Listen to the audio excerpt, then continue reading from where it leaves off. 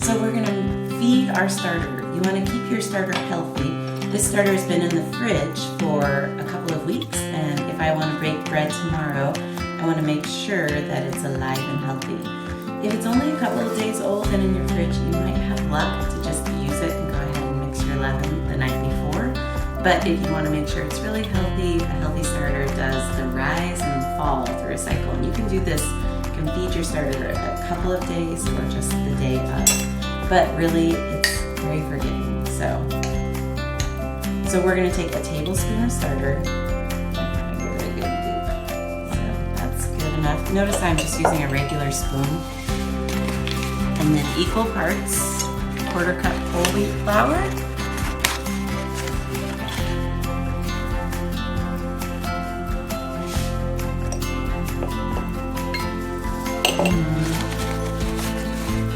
Quarter cup all-purpose flour or bread flour.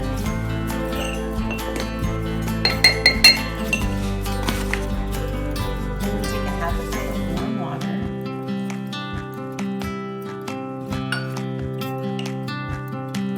Stir it up. And all those chunks dissolve. Your starter is going to be so happy. You're feeding all of that natural yeast. Okay. Once you get it good and mixed, you need to cover it. But here's the deal. I've broken a jar before by sealing it completely. So what you need to do is, if it's out on your counter, just rest it on top. Okay? If it's in your fridge, you can seal it because it'll slow it down. But it will explode if it's too warm and it gets too active in there. So just rest it right on top. All right, here's my starter. I'm gonna take about a tablespoon. You can use a regular spoon, it doesn't really matter. You want a good starter, and we fed this morning. I'm gonna mix in 1 cup of lukewarm water. You can dissolve the starter a little bit. Then we're gonna take all-purpose flour. You can use bread flour too, but if you don't have bread flour, it's not the end of the world. So let's do some math. This is a half a cup. We're gonna pour it in there. Half a cup plus 1/4 of a cup is 3/4 of a cup, and we need 3/4 of a cup of each flour. So that was my all-purpose flour. Now I'm going to do my whole wheat flour.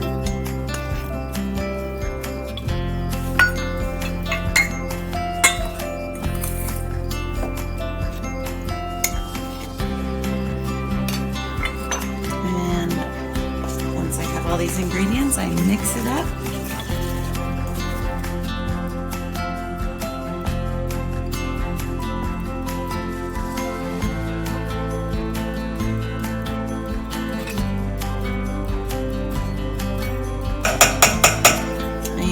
Cover it with a towel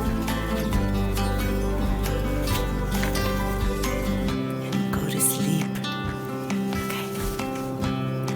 Hey everybody, are you ready to make some bread?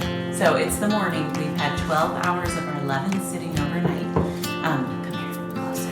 Okay, I want you to take a look at this. It should be giving off a pretty ripe smell. So we're going to mix in our 3½ cups warm water, a little warmer than lukewarm.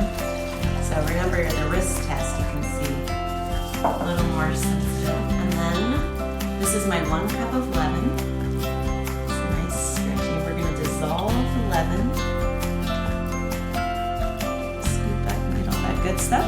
And the leaven that you don't use, you can put it in a jar or a container. Now we're going to dissolve the leaven in the warm water. If your kitchen is hot, your water doesn't have to be as warm. It just will help with the fermentation. So you can be the judge of that. Alright, now we have 3½ cups flour. This is whole wheat flour. And 3½ cups all-purpose flour. I might stir it a little bit, but I'm gonna have to get my hands dirty, guys. Don't be afraid.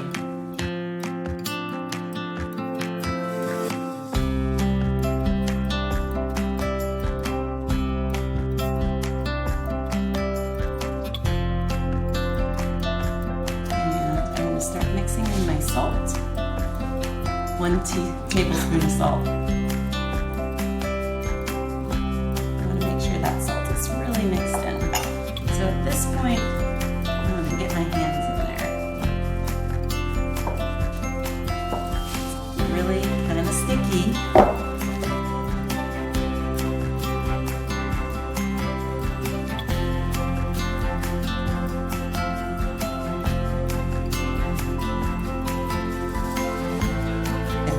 And the dough gets easier to work with every turn you do.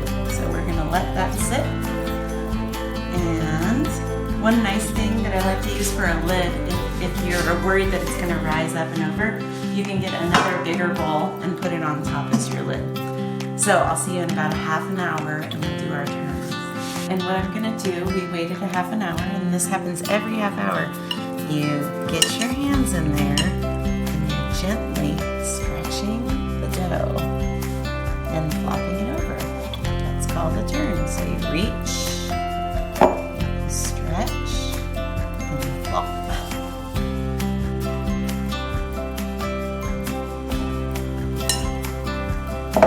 And you're going to do this every half hour for 2 to 3 hours. So each time you do a turn, your dough will strengthen, and you'll see it's coming together each turn with every half an hour. It gets easier to work with. Today's really warm, so I think I'm gonna just do about 2 hours. And your bread should increase about 20 to 30%, but I never really even know what that means. So, and sometimes you're like, I don't know, did it rise or not? So just trust yourself, and I would err on the side of under the time, like less time, because you don't want it to flop. Okay. We're going to do our first initial shaping of the dough. So we did multiple turns. It's been 2.5 hours since we mixed the dough in, and now we're going to start shaping. And this is my favorite tool, this dough knife. You can also use a piece, like a spatula if you need to, but I really love this. And I used to do this, and it was okay, but then I got this, and it really changed my world. So it's very inexpensive, and I highly recommend it. So what you're going to do is you're going to take your dough, and on an unfloured work surface, you're going to flop it out. And this is sticky. It's just a sticky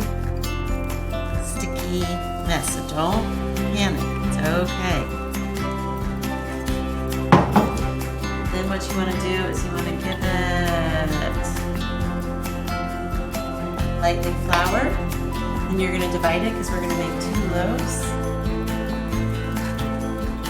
And then see how the cut side. I'm going to scrape all my dough over. And what I recommend is, I find that if you put a little flour on this spatula, it makes it easier. So I'm turning the cut side down, and I'm kind of just shaping my loaf, and I'm going to get this guy out of the way. So, a little too much flour. You can be lighter on that. But it is kind of sticky today.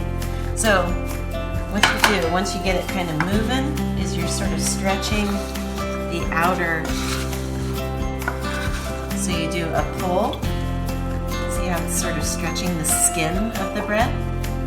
And then you can turn it, or you can just kind of rotate. So pull and stretch, pull and stretch. If it starts to stick on your dough knife, just put a little more flour, pull. It's very relaxing. This is very therapeutic to me.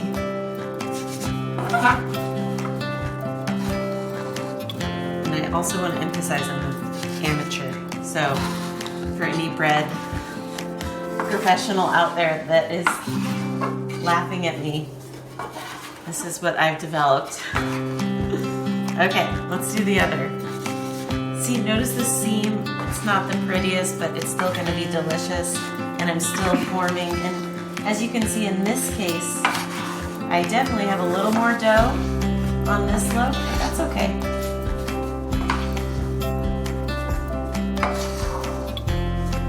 And you kind of want it to sort of stick as you're stretching like that on the bottom, because then it's going to stretch the outer.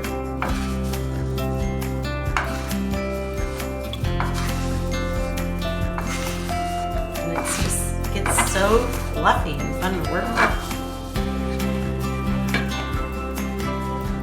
See, all the seams from the cuts are down and underneath, and now we're going to let it sit for 20 minutes. See you in a minute. Okay, so now we're going to do the final shaping of our loaves. We're first going to take our loaf pans, and remember we make two, so we're going to drizzle a little olive oil in there. And rub it around. You can use any kind of oil, vegetable oil. And I'm just going to make sure it's really well oiled.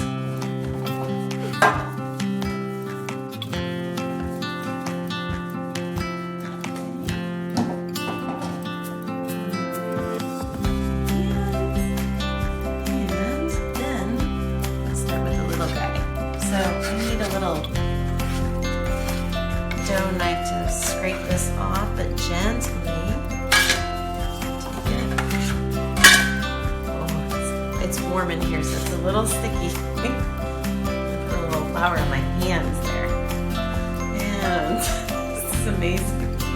I'm going to do a third and a third. I'm going to roll it under.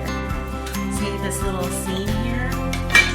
So as you can see, everybody, that wasn't very beautiful, right? But I wasn't afraid. Just do it. There's another seam. I'm going to fold it in. And I'm going to start shaping it. So it's kind of like the shape of a loaf pan. And I'm going to stretch it once again. Might stretch it on the other side too, and then I'll shape it. Stretch.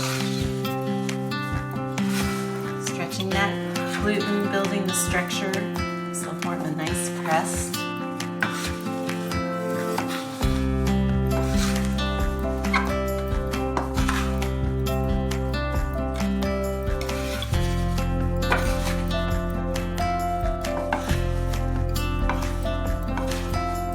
Once you've got some good stretches, scoop,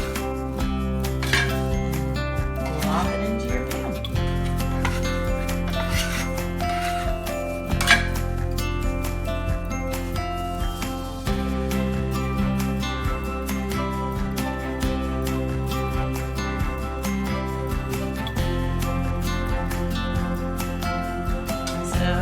You can see that there's a little air bubble here, and so we're just gonna, you can give it a poke.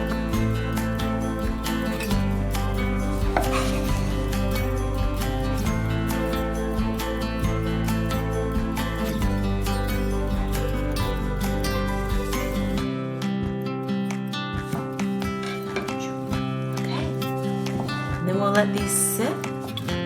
Right now, you're at this point where you can put them into the refrigerator. I would cover them and let it bake in the morning for 12 hours later, or anywhere up to 24 hours later, or even 2 days. You could do one tomorrow and another one the next day. It's actually fine.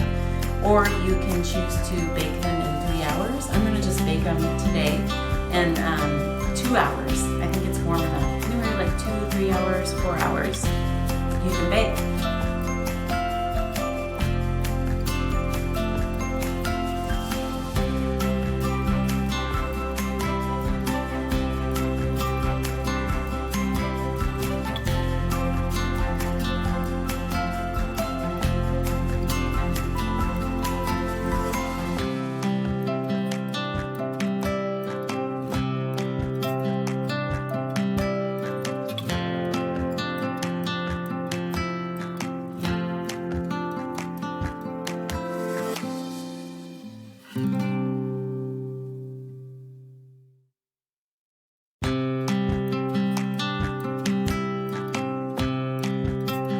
So let's take that and see.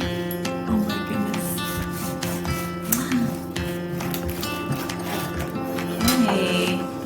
one more slice because the heel is great. It's one of my favorites, but I think if you're a normal bread person, you like things there. Okay, so let's come closer. Look at the crumb of this.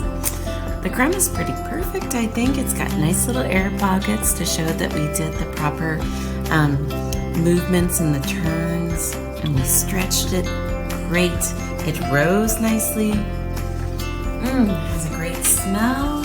And whatever you want as far as a topping, you can have it plain, which is delicious. You can put some nut butters like almond butter, peanut butter, honey, banana. Have you ever tried that? It's so delicious. I'm gonna just do butter tonight. Taste my fresh sourdough bread, 50% whole wheat.